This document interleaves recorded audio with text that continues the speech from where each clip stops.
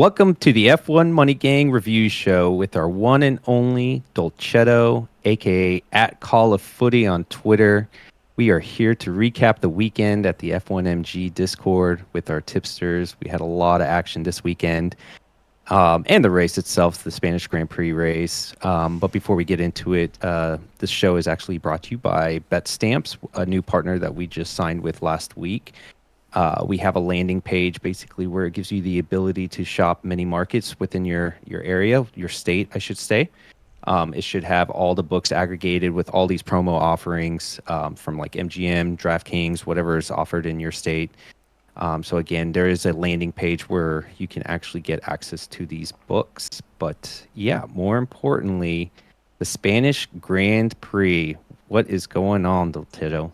Well, I missed it for the first time because I had a long weekend here. I went to the Detroit GP with our only Chris or Integrity Bets. So this was the first race I missed in 3 years, I think, since my last son was born. And and I had to watch it today so I could do the show with you because I was like, when you texted me, I was like, sure, I'll do a show, but I gotta watch the race first. I can't just come here and talk nothing. I completely forgot. I know it was a busy weekend, and we'll get into that here later because there was the Indy Car race in Detroit for the listeners out there.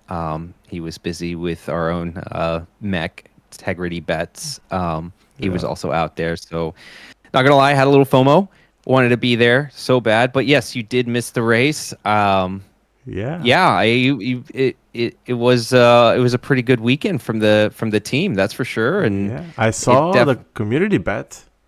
That was a good one. The community bet for sure. Yes, we are now 5-2 on the season. Again, I'm going to repeat this. It should be 6-1 thanks to the Aussie Grand Prix. But yes, 5-2 for the season, 18-5 all time. That's a pretty phenomenal record right there. Pretty phenomenal last year. We went 14-3, and we're already 5-2. Or is it 4-2 or 5-2? I think it's 5-2. I think I must have changed their graphic. Sorry. 5-2. Regardless, community bet just on fire. For the viewers, if you don't know or listeners, if you're listening on Spotify or Apple, our Discord, we launched the vote for your best pick for the weekend. So it has to be a pick that just opens up after qualifying. And I don't know exactly what time we tend to post it, but usually it's definitely always after qualifying when odds are posting. So sometime in the late afternoon in the US time. Yeah. So probably late evening. I know it's going to be tough for people that are overseas, but basically we open the vote and it stays open until about a couple hours before the race, and then that's when we actually get the votes going and we tally who has the best. And this week, the winning vote for the pick that we wanted was over 10-second margin at 1.6 or minus 167 odds, which was just easy money.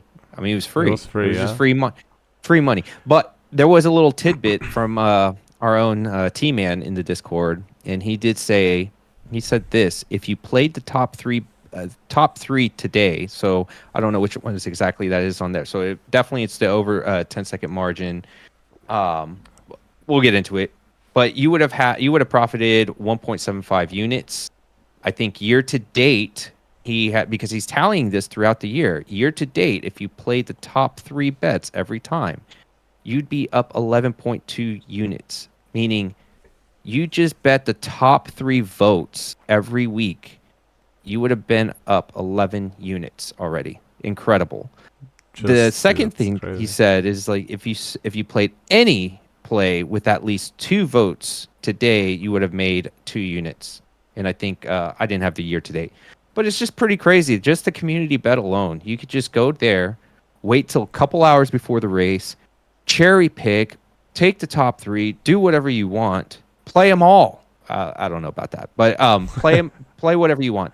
You'd still profit. Yeah, and that's the one thing that is really. I saw somebody post in the Discord about the community bet is that like you could look at the community bet, you could pick and choose what you want because it's Yeah, like usually people's favorite bet on there. And for like you sure. said, I don't know what the year to date is, but I'm sure you're gonna be up. So, For sure. And which I think probably half of them, well, like most of us will post something in there. We may have that play or not. But yeah, yeah, I just think it's just another addition to what F1 Money Gang brings, which is you have all these fantastic tipsters, including yourself. And then, hell, we just have this community just where we just say, let's all vote on our best. yeah, And usually we get about 10 picks in there. So it's yeah. pretty incredible, It I was got to great. say. Yeah, Yeah. and that will that will bring me to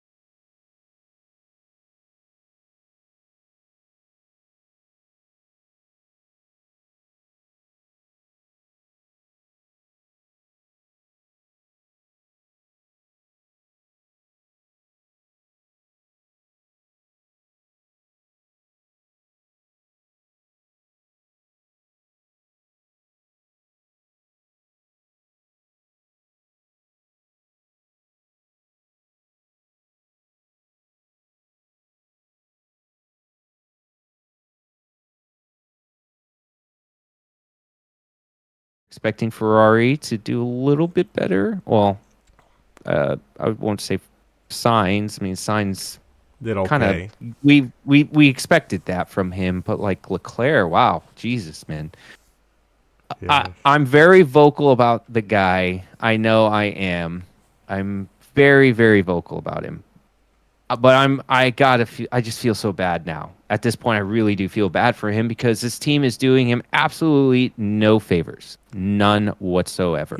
They did not help him out with his strategy as well. He was like questioning why not go with softs. Maybe that was the right call. Maybe it wasn't. They went to hards and they ended up, and he just wasn't getting pace. Either way, it's just not working out with him in Ferrari right now. It's just not. They're not on the same page. I watched the race, this afternoon, and I saw, I could tell that he was very, very, frustrated. And then I read some articles after. He pretty much said, like, we have issues that we don't even know where the issues are. Like, we can't figure it out. They know where it is. They just they can't. They don't want to say anything. Of course, probably. yeah. But I mean, like, he's saying that it's not only one issue. There's maybe 2, 3, 4 issues. A lot. And he says, like, they keep coming up, and we don't see an end to it. So it's like, I do feel bad for him, but then at the same place is like, I'm sorry to say this, but they're the 4th best team right now on the grid. Totally. I mean, like, if Alpine didn't crush in Australia, they'll be pretty close right now, Dude, so I would be worried about Alpine at this point if this is the way you're performing. Although I'm going to I feel like it's tradition to say that it's pretty sad, though. You still had a pretty fast car. You had a faster car than Williams. And you still were stuck behind Logan Sargent, a rookie in a Williams that has a floor that was built up from Home Depot. I know Lice will like that one. But it's just, you got to do better than that. Come on. Like, you got to do better than that. I watched a few laps. I can't remember which lap it was, but Leclerc was stuck behind Nick DeVries for about 34 laps with DRS. And I'm like, how do you not overtake him? Like, that's just... I mean, and the reason why I will get him on him about that is because he was in the back for the longest time, but he still got pretty close up to. Like, you should not in a Ferrari. You should not be back there with the Williams. I'm sorry, you just can't be back there fighting a Williams and AlphaTauri. Sure, okay, if you're near an Alpine or whatever, you're in the top 10. Okay, I get it, but. Not back there. No, I'm sorry. Totally... You should. So I'm gonna slam them both, Ferrari and Leclerc, on that one. Yeah. Well, while we're here slaying people, what about Perez? I think he's on a loser in this race. I know that he got up there, but from my point of view, he's in this dominant car. I would say almost as good as Max's, and I feel like if Max was starting at 12th, Max would have still won this race. And Sergio just cannot keep. I'm not sure what it is. I think that in my category, I'll rate him as a loser in this race. Totally. And I think from my perspective is this. I mean, okay, yeah, he's had a phenomenal, first quarter of the season. It's shown. Like, whatever, he's a streak king. Whatever you want, throw a nickname. I don't care. Yeah. But in reality. I've say this just so many times. There's differences between the great drivers on the grid versus good drivers. Obviously, if you're on the grid, you're pretty much a good driver. Maybe the bottom 3 you can argue like should not be there, but insert 2 or 3, whatever. But about 70% of the grid should be good, and then you have the top 10% as great. Yeah. He kept. I think it's a little unfair for people to put him on a pedestal and say like he should be great. Though, this is what you get with Sergio Perez. I mean, this is the type of driver he's always been. It's been that way since he was with Force India, right? Mm-hmm. Like these are. I mean, he showed flashes at time, but he also struggled. This is the difference between good and great is the consistency factor. He doesn't have consistency. And we've seen this countless amount of times with different drivers over the past decade. I mean, even longer too, but from when I've been watching in the past like 10, 12 years, that's what you see is just these drivers come and go. Yeah, but do you think that he's better than Danny Rick if you put them both? If Danny was in this car right now, would you think that he would be better at this point of the season? God, that's tough, man. That's a good one. Because everybody keeps talking in the news, oh, he's gonna get sacked and Danny's gonna take over the seat, which could I don't know. I think that's a little extreme. But If he keeps having a situation like Albon or Gasly when they took over the second seat, okay, I see that. yeah, But it's not like he didn't get into the top 5, right? He was finished fifth, right? He finished Or fourth. Yeah. So he finished in the top 5 still, unlike others where it will be a problem. Yes, is if we start seeing Mercedes, Aston Martin, whoever is challenging in the constructor championship in any way, because you're still getting points that way, right? Like if there's a challenge there, I believe, they might start thinking about that. And would I say he should? I don't think Ricardo should be in that seat. I think Perez should still stick around. I think Perez is fine. He just, all weekend he struggled, and I can even point to last year too. I don't remember where he finished last year. Let me just try to find it very quick. In the standings, he finished second. Okay. No, right. In the Spanish Grand Prix. But I remember when I was doing my research, like he was consistently throughout FPs and like qualifying 1, 2, 3 sessions.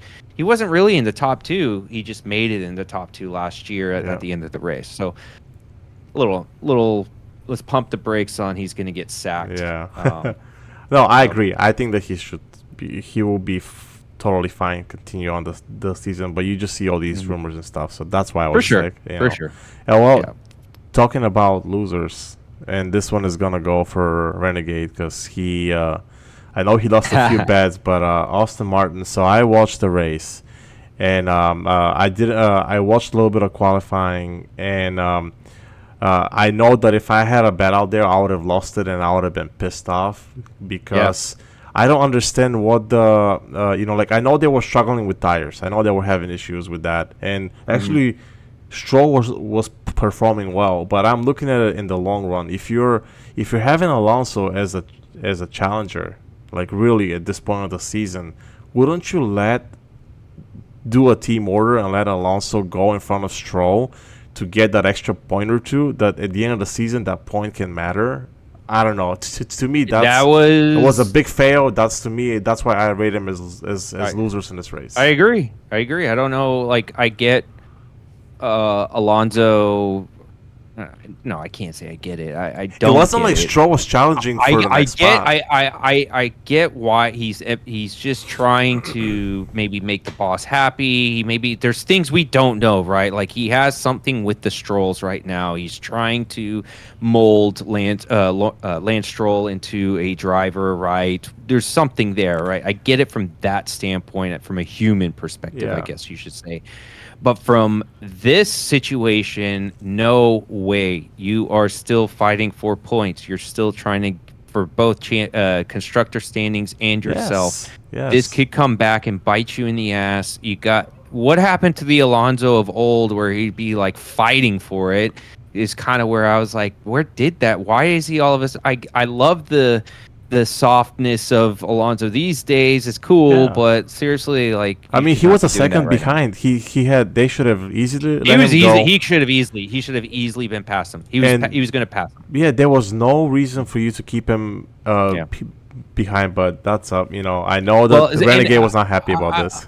And just to beyond that, Aston Martin's problems this weekend. One, Alonso had struggled last year.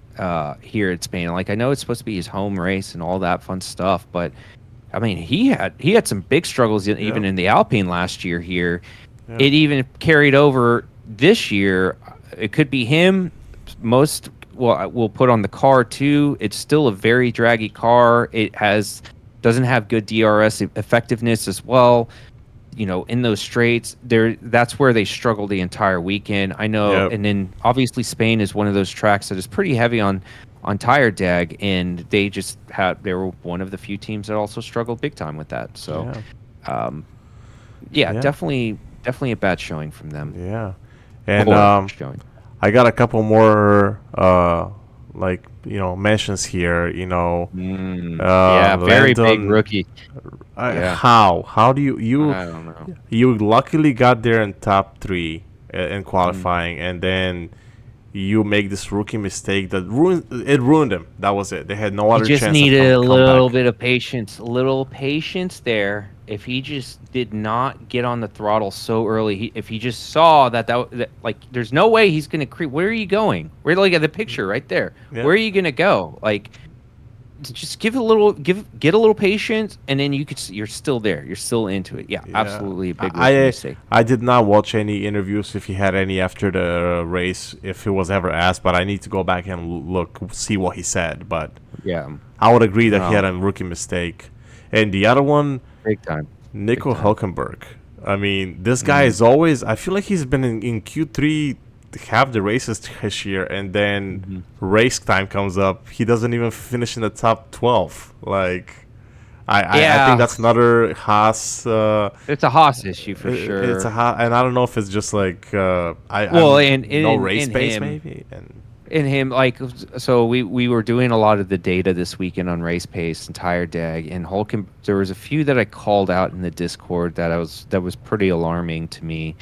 One of them was Ocon, and then Hulkenberg was another. Those were two where I'm like, Jesus, these guys had a big drop off when you can see it in their FP practices. There was a big drop off in their race pace simulations. It's just, this is, yeah. I mean, you're gonna find that with a lot of teams that have Haas, I think, got the fastest speed this weekend too. That's a big reason why they can go and do a hot lap pretty quick. It's the Ferrari same situation. They can go do a hot lap, but then they fall off. The wheels fall off, and that's where the team management should realize this. Like, are you trying to pull the whip out? Yeah, this is why Mercedes, at times last year, and you might see it this year, is they spec the car before Parc Fermé. They would rather have it for race settings going into qualifying, so they know, like, we may not get this top spot maybe, and you got to be very strategic, right? Do it at the right tracks. Don't do it at Monaco. Go for it, right? Like, do what you need. But like here, where you're going to have a two-stopper and all that stuff, maybe you should have spec'd your car a little bit more to have better tire drag, even if you're going to take a ding in qualifying. I just don't understand it sometimes. Yeah. Well, enough of the losers. Let's talk about some of the winners, and of course, the big winner, Max, his third Grand Slam. I mean, total domination over the field. I think that even if if he didn't change those tires at the end, he would have easily won by 25 plus seconds. Easy. There comes a point where we were betting him at at minus 300 to win a race. Now we started to bet his margin. Soon the margin is going to be unbettable. It's already. They were talking about it today. They said that it's already getting nuked. The 10-second plus is like at already opened at it was like minus 120 or something to start. But it's like, well, do I take that like at this point? And I remember last week, when it first opened, I was like, man, do I take this at plus 160 on Bovado? It's not the best because you were able to even get it at 2-1 on a lot of. I think T-Man posted that. Yeah. I didn't have access to that, so I was like, we'll just wait. We'll be patient, and then next thing you know, boom, got nuked. I mean, do you see him dropping off anytime soon? No, I think that if anything, so I have a perspective on like all the cars and everything. You're gonna start seeing cars drop off in pace because now you're going through components. Everything is component wear, yeah. Right. You're gonna start getting to that period, and it doesn't sound like they were doing a whole lot with upgrades until I think now. I think they're gonna now start introducing more upgrades. So, I mean, it's gonna be hard, man. Which maybe we're gonna see some value then when he starts at P20, and I think you're gonna see. Yeah, that's what's gonna take, right? Is him to make a mistake at a track, something like that, right? But when it comes to a power track like you're gonna see this weekend, it's gonna be pretty hard to beat him in any of these races. I do believe, like in tracks like Monaco type, where there's slow corners and whatnot. He still did great. Different story, right? Like now insert Aston Martin, insert Mercedes, insert those Alpine even. So, funny how I don't mention Ferrari, but yes, you get what I'm saying. Yeah, well, talking about the Mercedes, I think they were probably the biggest winners of all, I think, this weekend. Double podium. I think that Russell, I don't know who won driver of the day, but I would have voted for him. I didn't see who won it, but everybody this week I see all the slander on Russell. Everybody talking crap about him, and he's a diva. He cries about everything, but I don't Isn't get that all of them? Isn't that all the F1 drivers? I don't get the hate. It's not like Russell is a winner, like he's won championships. Have you ever watched a race or met a race car driver? I mean, everyone is going to be a diva. It's like all these drivers are fighting for one thing. P1. It is so hard, and you have to be cocky. You have to be arrogant against all these. You've got to be the alpha against all the others, because 100%. If you are not, then you're going to get whipped around the track. You're just going to get just absolutely whipped around, because you have to have that mentality when you're trying to go late braking and trying to hit the apex, trying to pass someone offline, whatever it is. You gotta have that mentality. I mean, I was watching Russell when he changed to the softs, and he was about like 8 or 9 seconds behind Sainz, and I think like within like 4 laps, he was down to like 4 seconds, like maybe 3-4 seconds back from him, and he was just pushing. I know the Mercedes had a great weekend. I know that they had the pace, and they were keeping up. Of course, you couldn't keep up with Max, but still, last 12 to 13 laps, the Mercedes had the pace with the Sergio's Red Bull. Yes, he was gaining towards the end, but I just think that this was a big win for them with the component upgrades that they were doing. I think whatever they did worked. Maybe it's a track specific. I feel like this track kind is gonna translate to Montreal. I feel like the Montreal is similar to this track, but I could be wrong. In my mind, I think yes, absolutely, the upgrades are working, but I don't even think I'm surprised, because we saw this last year, right? They started off so poorly in the first half of the season. You can see the results. They just kept getting better and better and better. They just, after upgrade, it's just continued. You're seeing it again, right? Not saying Red Bull be scared or anything like that. I'm also not saying like it's going to translate every weekend. I don't know if it will translate actually to this weekend. It probably will. But again, we're going into a track where you're going to have a lower downforce setup compared to what you normally. So here's a test, right? It's a testament to, again, what they focus on, which is how do we get the most effective performance in terms of speed and cornering in a car, but also not at the expense of our tires. And this is why this team excels. They focus on tires. Tires are so critical. Your car doesn't matter what it can do if you can use the tires. Exhibit A, Ferrari. But this is exactly why, and this was something I pointed out in the data this weekend where I was just stunned. First off, they ran so many laps on those softs, and I think I saw 13 or 14 laps or something like that in the FP2 practice, and it was absolutely consistent in the times that they were achieving throughout those sessions. Both Hamilton, and I was like, wow, this is good. And that's what prompted me to say, I got to look at Mercedes top 6. And then Bovada gifted me with the 3-1 I saw Mercedes that top. Discord, I was like, what? Yeah. Like, you're going to give me that? All right, I'll take that. There was a little caution in my eyes, because I did see they also mispriced Aston Martin top 6. I did take that. Mispriced plays, right? And I tried to be careful as well. I wasn't sure about rain. I should probably unloaded, but early season's been kind of conservative play for me. Yeah. But yeah, it just shows how good they are at that. So yeah, and a little disclaimer: we're both Mercedes guys, so just FYI. And also to to talk a little crap here. If you're watching this on YouTube, This is the closest the Ferrari will get to the podium with Lewis holding the Ferrari champagne bottle. I just noticed that. Oh, all jokes, guys, all jokes. But we had a pretty healthy conversation, I will say, in the Discord today. I felt like I was yeah, it was fun. well, Jinx was there. He was probably having a good chuckle, but Yeah, your typical Lewis Hamilton bash, Mercedes yeah. bash. I'm like, here we go. Do I have to do this? All right, here we go. uh, Here we go. But well, I will leave you with this. yeah, He's in the record books. You can't take that away. that's right. So everyone can cry about it. Yeah. Yep. And the last few, I would say, like winners for this race, like a couple, Yeah. like mentioned is Guan Yu. He finished in P9. He has been getting better and better in the Alpha. He has been totally dominating Bottas. I feel like, I'm sorry, Chris. I know that Bottas is your Loves man, him. but what he did to try, he was fighting for those points the whole race. He was in P8, Yep. P9, P10, P11. Like he just kept going back and forth.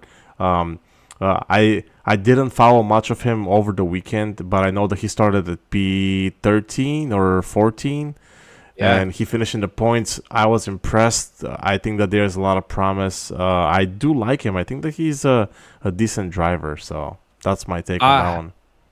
I have a love-hate for that guy right now because the early season I was on him. I think I'm 0-3 backing him. But whether it's him, the team, definitely a lot is the team. But what a performance! I mean, he Yeah, had a really good start coming out of the gates and just kept climbing up the field, and yeah, he had a solid race.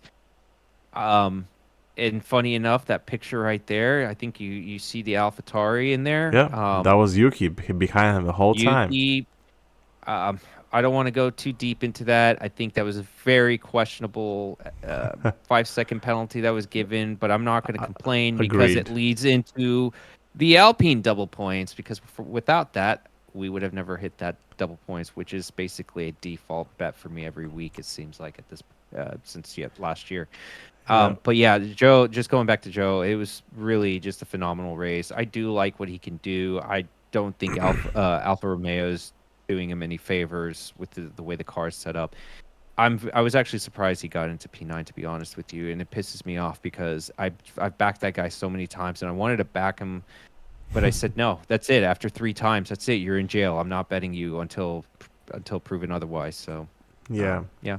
No, it's and that's why when I was watching the race, I watched, like I was, like following him, and they were showing him a couple times battling with Yuki, and it was just like he showed maturity, patience, and to me in this car to finish in points, starting from 4 or 5 spots below is impressive. So I I give him mean, that. you got in the top 10. Like Yeah. no one expected you to be there. No. I mean, we expected you to be like P12 at the Yeah. best, Yeah. like it's yeah, for And sure. yeah, and you said thanks to the points, Alpine double points, like you said, it's an automatic bet. It used to be for me. Now I take it with caution. I didn't take it this week, but This week it opened at I think it was like minus 150 odds, so it like juiced up big oh yeah, time. Like yeah, it was like, ooh, no.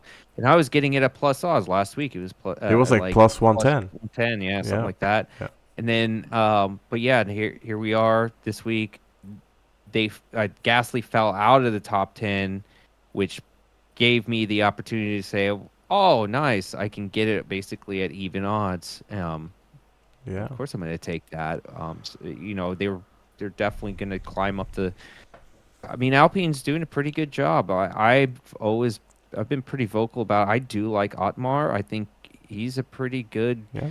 uh, a director over there. I just hope that yeah, he'll keep it up. Nice, nice.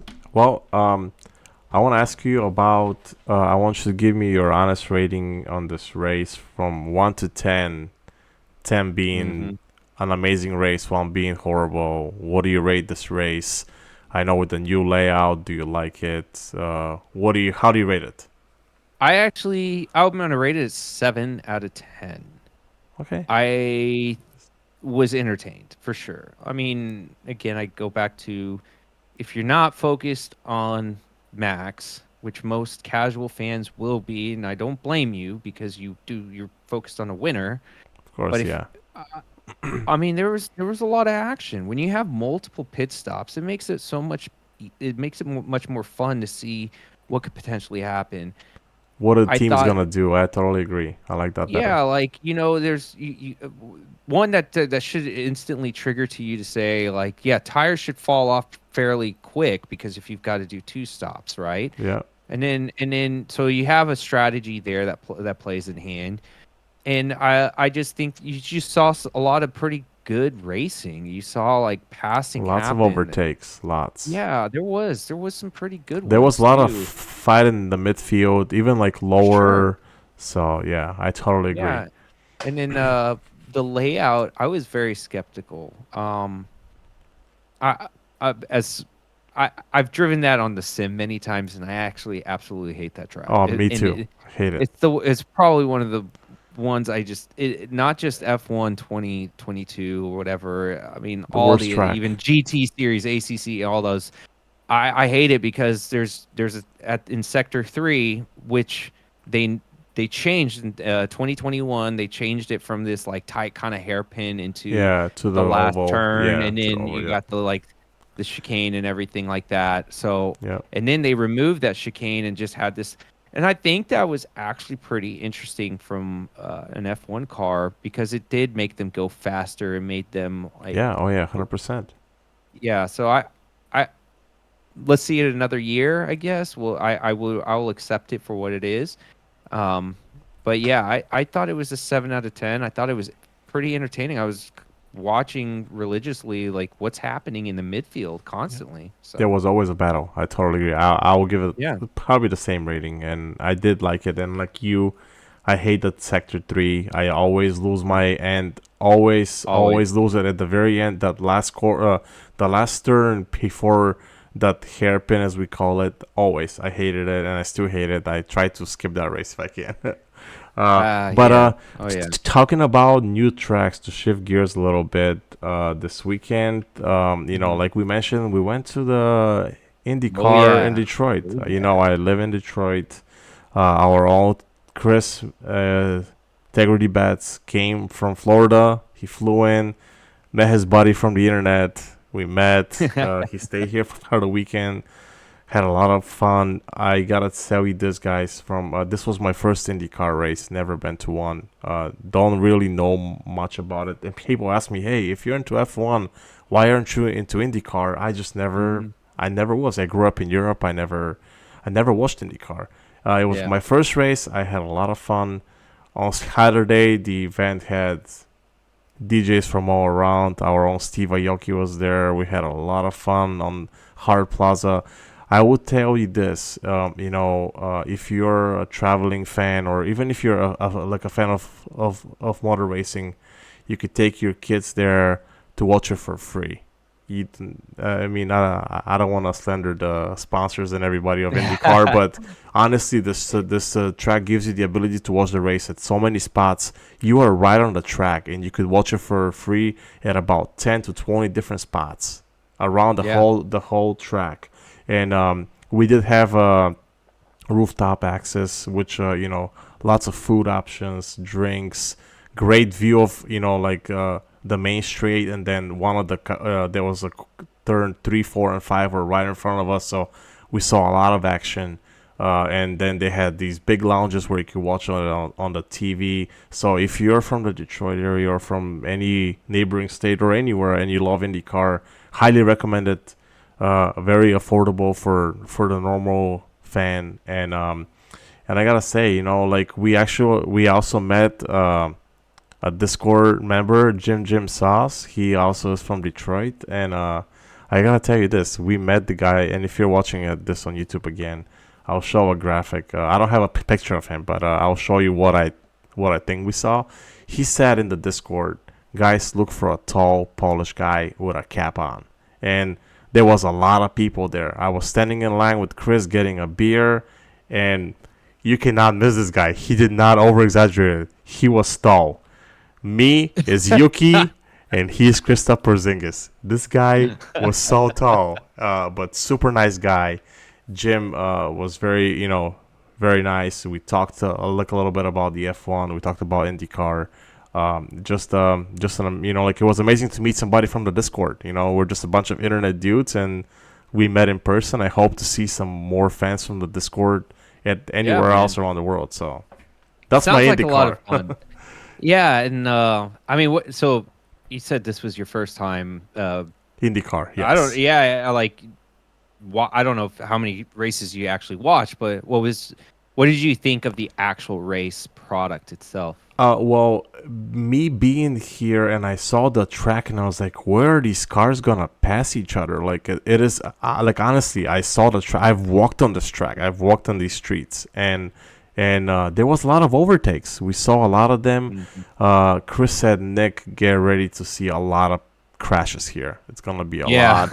We were talking about that. Within the first minute and a half, I think that his boy Caleb spun out or hit. I think he ran over something, but it was like literally the first lap. So yeah, it was but it was a lot of fun, and we walked through these bridges to get through our little area, and then we were right above the actual track, and you could feel the power of the cars when they come by. If you're a racing fan, it feels amazing. So it was great that it was so close to home, and I definitely recommend it, and I really enjoyed it. I'm really jealous. It's in your backyard. You get the street circuit. It seemed like a really fun time. Yes, I was skeptical. I kind of wished it was still at Bell Island. I do kind of miss that track. Because from the race perspective, it definitely was a lot different. There were I want to say 7 yellow flags, or a lot of wrecks. Yeah. A lot of wrecks. Well, I heard that there's the reason why it's not there. First off, the person who owned Belle Isle gave it to the state, and they wanted to turn it into a national park there, which is nice, But I heard some other rumors that there could be something happening in 2028 in Detroit. I'm not going to say what it is. I heard it from a reliable source. So, 2028. Elon Musk is taking over Detroit. No, I wish he's buying it. No. He's buying it all. No. There's a higher ranked race possibly coming here to Detroit in 2028. Oh. So that's all I gotta say. We will talk offline. I will tell you what I heard. So but that's awesome that you guys had a good time. Yes. It seemed like a great time. Yes, it was. It sounded like you enjoyed the race itself too. Oh, and by the way, just if you've never been to an Indy car, what you just said. I mean, motorsports, go to one. I don't care what it is. Go experience it. If you've never been to an F1 race, go experience an IndyCar race. Go experience an IMSA race. Go to your local track and just watch. It is fun. It is an experience for the weekend. That's what they make it for. Yeah. But yes, just very quickly on the IndyCar, because I do want to throw out something. We, Chris and I are basically we're the IndyCar guys in our F1 Money Gang Discord. So. Yes, give us a holler if you guys are into IndyCar. We are just on it this season. We're on fire. We are talking it. I mean, hell, in a track that was just full of unknowns, I picked out 4 matchups, head-to-head matchups, and 3 out of 4 hit. So nice. We're just right now rolling in IndyCar. So come into the Discord if you want IndyCar content. We have that for you. Yeah, and talking about being so close to Canada, we could talk a little bit about the Canada the next one. GP, and it's also closer to me than you. Yeah. But Chris said I've never been so close to a border in my life that he literally looked out. I was like, Nick, I could swim across there. It was literally, hey, wave to the Canadians. Yeah. So, but Canada GP, excited about it? Any input? Any kind of quick tips? Anything you can see? Honestly, I know that. So this one, it should be a power track. There's, I guess, you might be able to compare some of it to a little bit of Aussie nowadays. But right now, power track. Red Bull's definitely got is going to be your favorite. Yeah. I'd be very interested to see Aston Martin and what they will be able to bring to this race. You would one thing I will say, tire deg should be lower at Canada Yeah. in the Canadian GP. The surface is pretty. It's got one of the lowest micro macro surfaces out of all the surfaces. So tire deg shouldn't be a huge issue, but let's see what Pirelli is going to throw at us with their compounds. But again, I would stay away from maybe potentially like a McLaren. I would be very cautious of them because in a type of track like this where it's going to be draggy, they got this barn door for a freaking wing in the back. And that's where I'm interested to see Aston Martin because they usually have pretty bad DRS effectiveness too here. Haas might be interesting here. Well, you had him. Haas is double Q3. There you go. Haas is going to definitely probably excel, definitely in qualifying. Let's just at least go there first. And Yeah. I could see Hulkenberg easily, Magnussen even, just really showing up in They started FPs. 5 and 6 with Mick last year and Kevin. Yeah. And this is pretty much, I would say, the same car as last year. And basically. And that's just because of the way it's set up. You know, they have the car set up and it's fast.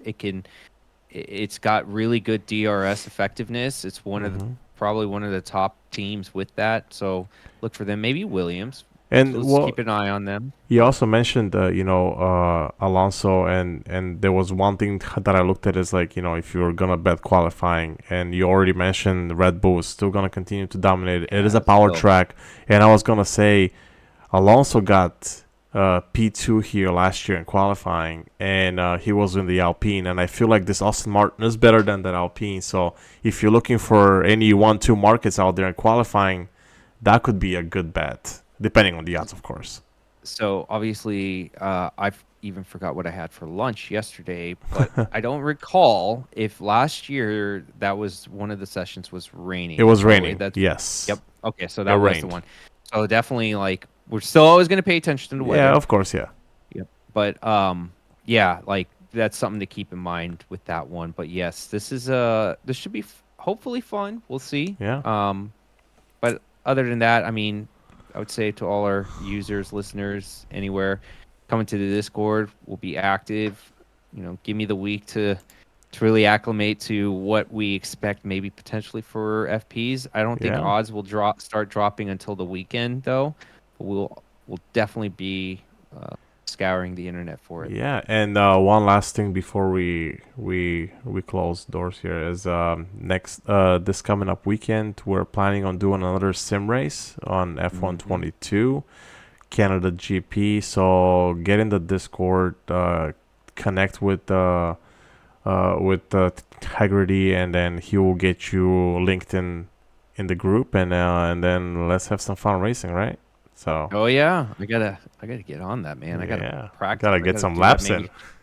Jesus, yeah, because I'm gonna be out of town this entire week, so I gotta make sure I get in the top 5. There you go. There's some pretty good guys in this thing. By the way, we had close to 20. I think we had 19 for last race. We had 19, and then I think only 14 showed up. I think it was, and we had a couple with issues with internet issues. So it was. I mean, we had 20 sign up, and some couldn't make it at the last second. But really good time, a lot of fun, and there's some good guys out there. There's some Max Verstappens, but don't be alarmed. It's okay.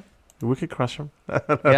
Oh yeah. All right, man. Well, it was good chatting as always, and we will do. I think just look out for a betting preview show next week sometime for the Canada GP. Yeah. All right, man.